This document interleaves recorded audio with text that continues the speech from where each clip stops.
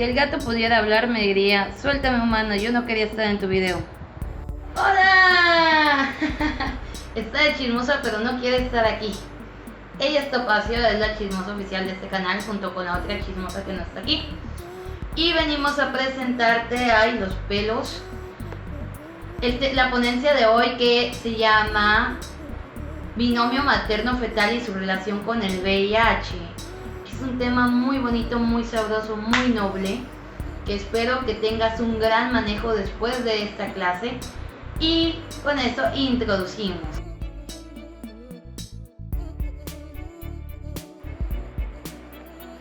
Pues les doy la bienvenida a Ratón de Consultorio, este siendo la ponencia de inicio. Y el tema que vamos a ver hoy es VIH en el embarazo, binomio materno-fetal, desde la parte fisiopatológica hasta lo que es médico-legal. No vamos a tocar tanto la parte microbiológica. Este video se va a dividir en parte 1 y parte 2.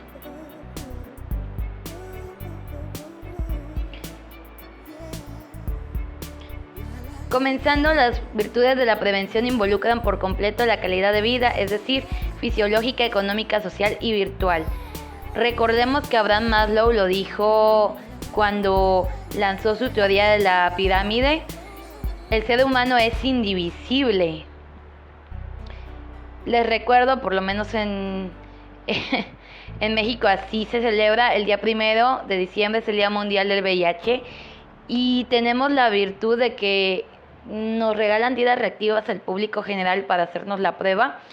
Y esto es de un doctor anónimo, se me hizo genial, porque dice lo más complejo de la falta de es la falta de educación sexual y el no utilizar el preservativo de barrera. El embarazo a veces no es la peor de las consecuencias, sino una ETS. Y las ETS no vienen solas. A veces el VIH con VPH, herpes, sífilis, y estas muchas veces solo se controlan. En cuanto a la introducción, tenemos que empezar describiendo que el VIH, sobre todo en el binomio materno-fetal, es un tema tabú muy importante, porque una embarazadita, ¿cómo va a tener VIH, verdad? Híjoles, ¿cómo le va a ir a ese bebé? Y todo lo que conlleva aún el usos y costumbres, por lo menos en México. Es una falla en la educación sexual o en su defecto el abuso. Y en este caso las mujeres, que es de donde estamos hablando, de las mamás, son altamente vulnerables justamente por el rol que implica ser mujer y que conlleva en la sociedad. Las frases que nos podemos encontrar comúnmente entre nuestras pacientitas va a ser: mi esposo me protege, a mí no me va a pasar. Señora, si usted tiene sistema inmunológico, sí le puede pasar. Mi marido nunca me es infiel como para cuidarme, no me hago la prueba, y esta es de las más peligrosas porque me da miedo que salga positiva y es mejor no saber. Y a lo largo de esta ponencia vamos a hablar de algo que se llama periodo de ventana, así como los 10 años que se va a tardar para manifestarse el síndrome, que es la enfermedad. En cuanto a su epidemiología, principalmente se va a dar por una inequidad de género, pobreza y vulnerabilidad. Es curioso cómo entre más pobre y menos tengamos acceso a la información en una sociedad, más se dispara el virus de inmunodeficiencia humana y por lo tanto el SIDA. La marginación también es un factor de riesgo muy importante, precisamente por lo que acabo de comentar. Los factores biológicos también nos van a predisponer el poder adquirir la enfermedad. Culturales, que más, que incluso en algunos lugares volvemos marginados en México, como sitios en Chiapas, en Oaxaca también. Pues el uso y costumbre es que la señorita la llevan a la carretera y pasa un trailero y se lo lleva y la vuelve su mujer, no se vuelve su esposa, y entonces de esta forma ella reditúa a sus padres y les da un sustento económico. Y aquí, lo que venía en la diapositiva anterior, pues no se están respetando sus derechos sexuales. La planificación va a ser una herramienta que vamos a tener médicos, papás, hermanos mayores, hermanas mayores, maestros, para ayudar a los pacientitos o a nuestra persona querida, ya sea un familiar, justamente para prevenir no solo el embarazo, sino también las enfermedades de transmisión sexual. Las pruebas serológicas van a ser una piedra angular justamente para la prevención y el tratamiento. Y un punto muy importante es que en México el promedio de la mujer cuando empieza su vida sexual es de 14 años, es una niña. Y los picos van a estar desde que empieza su vida sexual hasta los 44 años, que es cuando una mujer por lo general es sexualmente activa. En México, afortunadamente, cada vez tenemos menos casos de VIH perinatal, aunque es menester decir que en lugares como África está aceptada la lactancia materna y más adelante tengo el punto en los binomios con VIH. En México no es así. En estos países que están no solamente marginados, sino que tienen poco acceso al agua y a la comida y a muchos derechos humanos básicos, se acepta porque los niños mueren más de desnutrición que por una infección por VIH. Se ha reportado un importante incremento en países europeos por la falta de uso del método o el dispositivo de barrera. Y en estos pacientes, tanto a nivel de prevención como cuando ya adquirieron la enfermedad, hay una importancia de violencia por parte del personal de salud al pedir orientación y métodos anticonceptivos. Entonces, si como médicos no somos conscientes de que el muchachito o la muchachita no te van a venir a pedir permiso para iniciar su vida sexual activa, pues lo menos es poderle brindar la atención que es darle un preservativo. Y eso no está en contra de ninguna ley, al contrario, le estás haciendo un bien al muchacho. Porque volvemos, lo va a hacer con tu consentimiento, con consentimiento de los padres o sin él. Vamos a tener conductas de riesgo importantes como es el uso de drogas inyectables, la prostitución, pero aquí es muy importante y espero aquí no tocar ninguna fibra nerviosa, que la prostitución casera entra incluso más que las sexoservidoras. Es decir, cuando viene el fontanero, viene el señor que ve las llaves, y es muy importante hacerle entender a la paciente sin prejuicio que tiene que utilizar un método de barrera. Nosotros no estamos para juzgar a la paciente, a su vida, a sus decisiones. Nosotros estamos desde la ética para proteger su salud. Entonces, mucho ojo. Aquí es a abrazar al paciente. Nosotros no nos vamos a meter en temas de bien o mal. Eso le toca a ella y a su sistema de creencias, y si va a la iglesia, por allá. Uno no es padre ni sacerdote. Parejas con sospecha o infectada de VIH.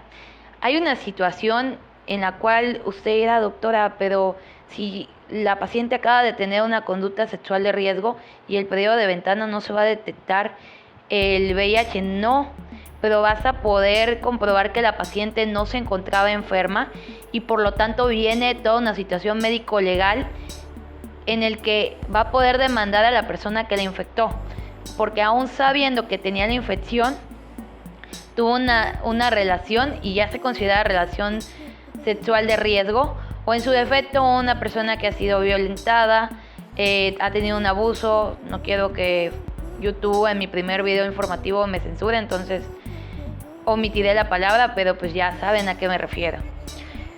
También aquí nos va a ayudar mucho. Muchas parejas sexuales con ETS, creo que por la palabra también pareja sexual, a ver si no me lo baja también en mi primer intento.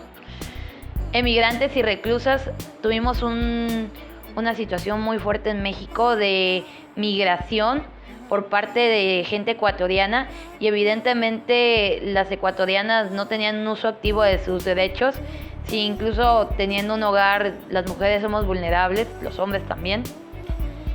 ¿Qué más? Una persona que en contra de la ley está cruzando un país y pues no tenían muchas veces techo, lugares seguros donde descansar, y los mismos inmigrantes, que algunos eran personas que delinquían también como delincuentes propios del país, pues ahí metían manos, y reclusas porque el sistema de México no es el mejor, ¿verdad? Y no es como que estén al pendiente de todos sus derechos humanos.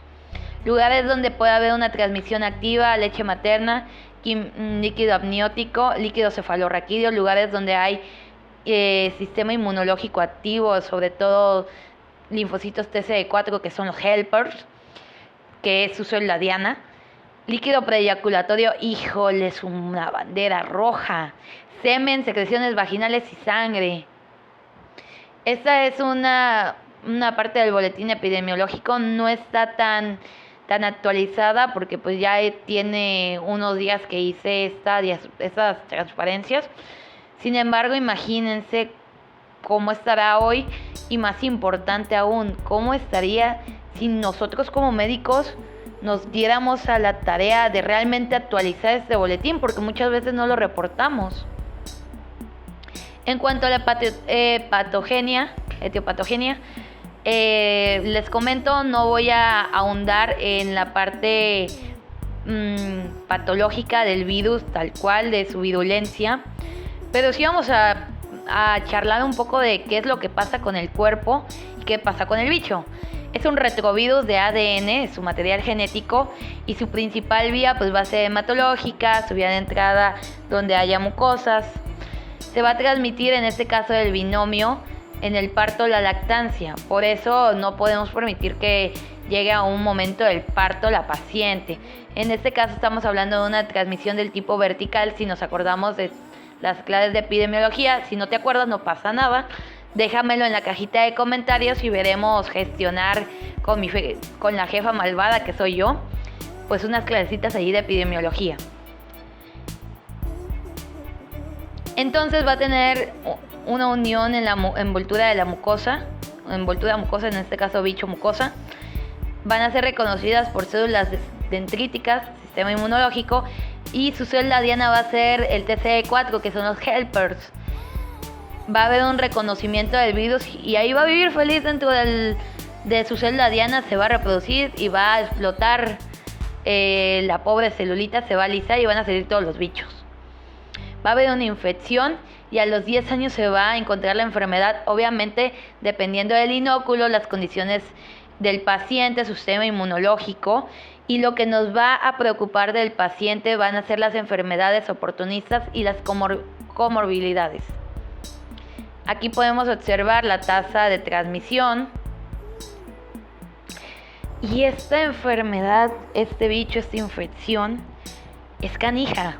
Y tiene un problema muy grande porque la primera instancia va a ser un síndrome respiratorio o un catarro. Va a tener un periodo de incubación de 3 a 6 semanas. Y va a tener el periodo de ventana de 3 meses que yo te comentaba anteriormente, en el que la infección aguda va a ser menos de 10 días, con una similitud con un montón de cosas virales: fiebre, fatiga, erupción, dolor de cabeza, linfadenopatías, faringitis, mialgia, náuseas, diarrea. ¿A qué se parece? A cualquier cosa viral, con un acompañamiento de disminución de los síntomas, porque el sistema inmunológico va a tener un pico donde está chasmeando. Otra cosa que se va a aparecer eventualmente es el sarcoma de Kaposi. Mucho ojo. Ya hablamos un poquito de la ruta de patogenicidad. Vamos a tener un inóculo y una cepa infectante. Muchas veces una va a ser más virulenta que la otra. Y el estado inmunológico va a ser muy importante, porque en cualquier baja del estado inmunológico el bicho va a aprovechar, va a subir su reproducción y el paciente va a tener pues todos los síntomas, ¿no? Y nosotros estamos hablando de un SIDA cuando hay un recuento menor al 14% de los helpers o los linfocitos TCD4. En cuanto a la detención prenatal de VIH, es lo más importante, es la prueba angular. Usted, pasante, mi médico, persona que está aquí chismeando conmigo esta ponencia, tiene que informarle a la embarazadita, o antes a la persona que se quiere embarazar, de las charlas preconcepcionales, donde le vamos a hacer una serie de pruebas a la paciente y le vamos a decir: señorita, usted es apta para concebir. Señora, usted no es apta, pero la vamos a llevar a la salud para que pueda concebir.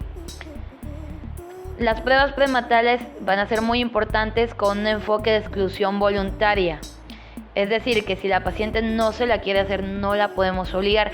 Aquí es donde tú te vas a agarrar de toda tu inteligencia emocional y todas las herramientas o las competencias que has adquirido durante la carrera, y que si no has tenido un buen enfoque hacia la psicología, pues yo te recomiendo que empieces a ir de chismoso a canales de psicología, que tomes talleres, que nosotros no somos expertos como médicos, pero como personal de salud tenemos que tener al menos un conocimiento mínimo para poder referir a la paciente al lugar o a la instancia donde necesita ir. Entonces, con todas esas herramientas, usted le tiene que hacer entender a la paciente de necesita hacerse estas pruebas antes de concebir. Va a haber una repetición al tercer trimestre antes de las 36 semanas, y a las pacientes a las que les vamos a hacer una y otra vez las pruebas van a ser aquellas con conductas de peligro. Vamos a tener, es decir, en resumen, una prueba de detección inicial, una infección primaria aguda y en pruebas no reactivas, pues ya se va a hacer cada trimestre. Y en pruebas sí reactivas se tiene que llevar un protocolo, pero es el protocolo que vemos en la guía de práctica clínica del VIH, te recomiendo consultarlo. Y si no, también lo puedes dejar en la cajita de comentarios. Podemos hacer un TikTok rápido, lo pasamos aquí al canal, y también pues lo pueden ver, pueden encontrar más información en cápsulas pequeñas en Facebook y TikTok. Entonces tenemos dos formas de encontrarlos: el Western Blot, la rápida, y la Inmuno-ELISA. A grandes rasgos, esto nos va a decir qué variante es, si está infectada o no la paciente. En cuanto a la transmisión vertical, esta es la que más tenemos que prevenir en un binomio materno-fetal en donde ya sabemos que hay VIH. Entonces esta va a estar muy relacionada con la carga viral y las tasas de infección neonatal. Los pacientes con antirretrovirales muy probablemente van a tener sus bebés nada de infección, muy raro. Hemos tenido tasas muy bajas en México. En pacientes que sí tienen antirretrovirales, porque sí tienen la infección, sí podemos encontrar no transmisión vertical. La transmisión placentaria muy poca, el 20% en las 35 semanas de gestación, el 50% van a ser días previos al parto y el 30% intraparto. La atención del parto tiene que ser especial y gratuita. Se le va a hacer una encuesta en estándar, sobre todo a aquellas pacientes que no tienen control, que es muy común en México, y no nada más nos dan problemas por el VIH, señora, tiene que hacerse su control. Placenta previa, desprendimiento, sangrados y un montón de cosas en ginecobstetricia que nos pueden dar problemas. También cuando se le enreda circular de cordón, doble circular de cordón, señora, ¿cómo le hacemos? Se le va a hacer aminotransferasas como básico en el suero. También podemos hacer, por cierto, un video donde hablemos de las pruebas básicas que hay que mandarle a una embarazadita. Pero bueno, eso es otro tema. También lo dejas en la caja de comentarios si lo quieres ver. Una batería para tuberculosis. Evaluación para neumococo. También esto se lo tenemos que hacer en adultas mayores y adultos mayores. La vacuna antineumocócica también es básica. Hepatitis A y B. ¿Y qué le vamos a hacer? Siempre una ultrasonografía. Y su terapia antirretroviral va de cajón. En cuanto a la planificación del parto, las indicaciones obstétricas son primordiales. Muy probablemente ese paciente no te lo vas a quedar como médico general. Es lo más indicado.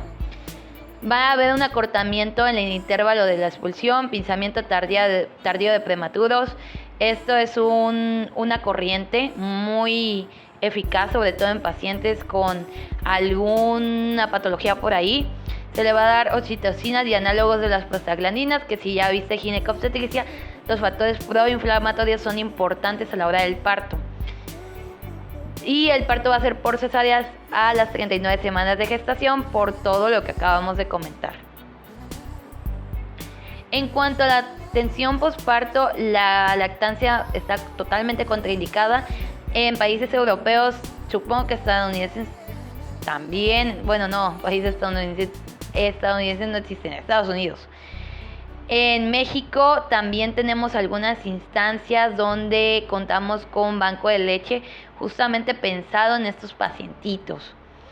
Seguir sus regímenes con antirretrovirales, la planeación del embarazo con antirretrovirales con carga viral baja en plasma, una profilaxis, sobre todo a parejas de mujeres sin infección, que son seropositivas las señoritas o las señoras.